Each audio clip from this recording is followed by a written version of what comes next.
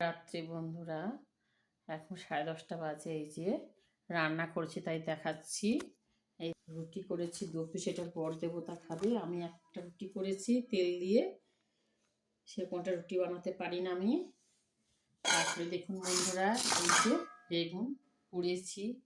এই দেখুন, এটা আছে ডাল, ফুলকপি, আলু দিয়ে সব সেদ্ধ করে আদা রসুন বাটা। প্রথমে সর্ষের তেল গরম হতে কালো জিরে দিয়েছি, তারপরে তোমার আদা রসুনের পেস্ট, বড় একটা টমেটো কুচি, একটা পেঁয়াজ কুচি অর্ধেক দিয়েছি। তারপরে দিয়েছি হলুদ, লবণ, ধনে গুঁড়ো, জিরে গুঁড়ো দিয়ে ভালো করে কষিয়ে শুকনো লঙ্কা আগে ভেজে নিয়েছিলাম, তারপরে উপর থেকে ছড়িয়ে দিয়েছি।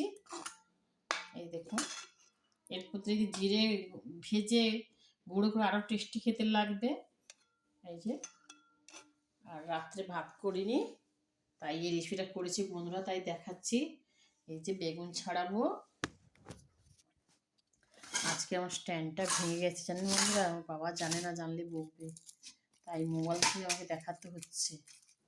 এই যে বেগুনগুলো ছাড়িয়ে ওর সঙ্গে পেঁয়াজ কুচি আর শুকনো লঙ্কা ভেজে নিয়েছি। আজকে আর রসুন করিনি, রসুন দিলে আরও ভালো লাগতো। ভাবছিলাম আরও টমেটো পোড়াবো, না পোড়ালাম না। এর সঙ্গে যদি টমেটো পুড়িয়ে দেন যদি ভালো লাগবে। বেগুন, টমেটো, আলু একসঙ্গে যদি মাখেন না, আর রসুন একটু ভেজে এর মধ্যে দেবেন, আর জিরে ভেজে দেবেন, দুর্দান্ত খাওয়া হবে। শুকনো লঙ্কা, পেঁয়াজ সব ভেজে নেবেন, নিয়ে মাখবেন, খুব একটা সুন্দর খাওয়া হয়ে যাবে। বাচ্চা থেকে বড়দের সব চেটে পুটে খেয়ে নেবে। এই রাত্রের রেসিপি বন্ধুরা। রাত্রে আমরা বেশি করে কিছু করি না, মেয়ে থাকলে করতাম, দুজন খাবো তাই আলু বেগুন পুড়েছি আর এই রেসিপিটা করেছি। আরেকবার নেড়ে দেখাচ্ছি, দেখুন কত সুন্দর, একদম মোটা মোটা করে নিয়েছি, বেশি পাতলা করিনি, ভালো লাগবে না। এরকম মাখা মাখা টাইপের করে নিলে খেতেও খুব সুন্দর লাগবে, দারুণ একটা রেসিপি।